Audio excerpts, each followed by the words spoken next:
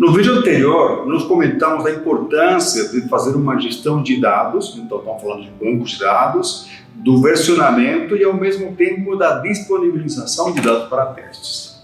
Nesse último ponto, eu vou agora tratar o assunto que é disponibilizar um conjunto de dados para testes. Agora, talvez de maneira um pouquinho mais refinada.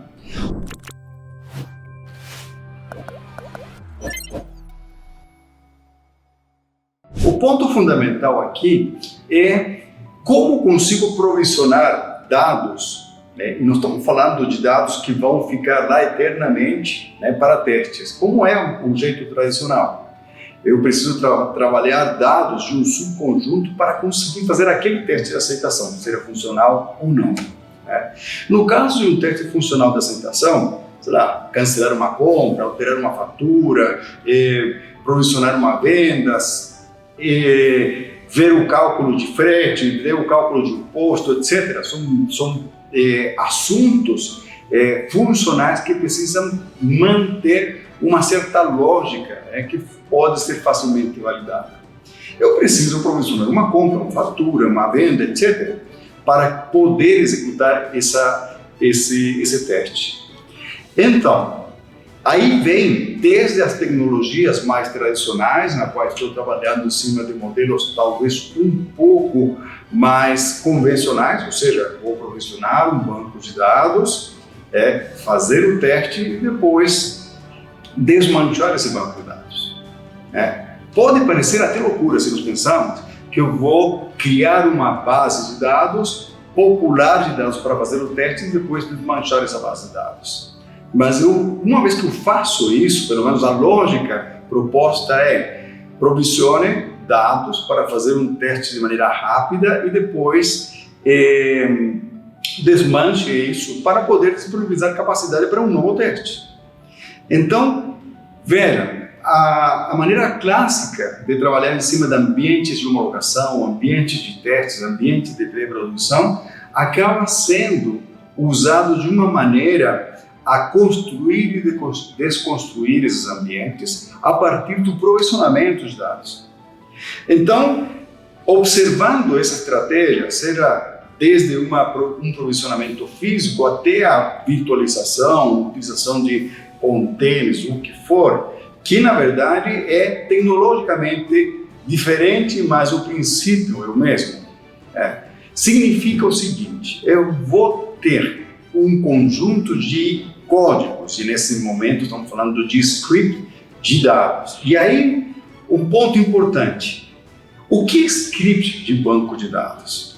Script significa que estou trabalhando em cima de um código que seria provisiona um banco, provisiona uma instância, popula os dados para poder executar tal teste específico. Uma vez que execute o teste, eu desmancho o banco. Se está gostando do vídeo, por favor, compartilhe e curta nosso canal.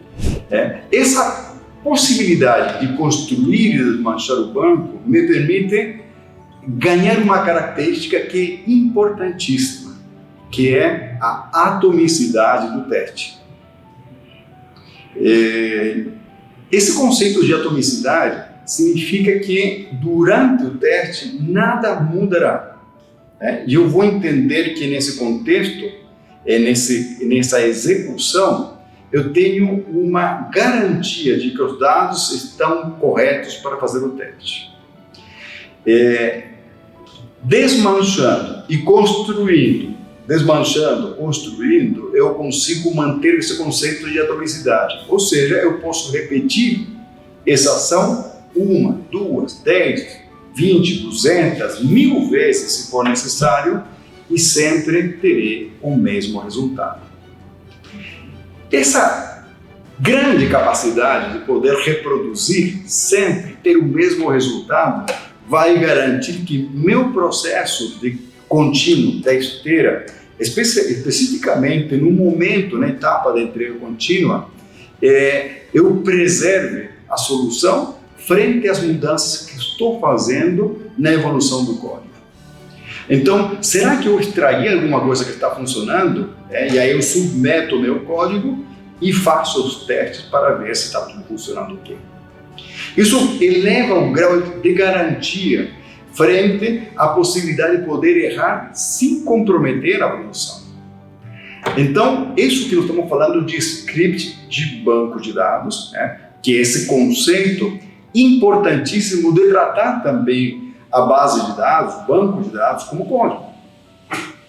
Assim como estamos tratando a infraestrutura, como estamos tratando a segurança, como estamos tratando todo dentro dessa gestão, nós temos nossos scripts que passam a ser tratados num sistema de controle de versão, passam a ser evoluídos a partir das diferentes mudanças de estrutura, e eu vou provisionar um conjunto de dados suficientemente bom para fazer um teste específico.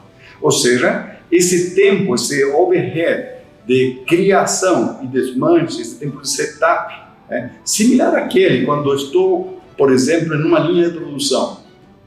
Estou, sei lá, pintando o carro de cor vermelha, e agora eu preciso pintar de cor verde, eu preciso limpar a máquina para poder colocar uma nova tinta. Esse momento de setup, de troca de cor, de troca de modelo, de troca, certo? É um momento na qual nós estamos trabalhando no provisionamento específico do banco de dados.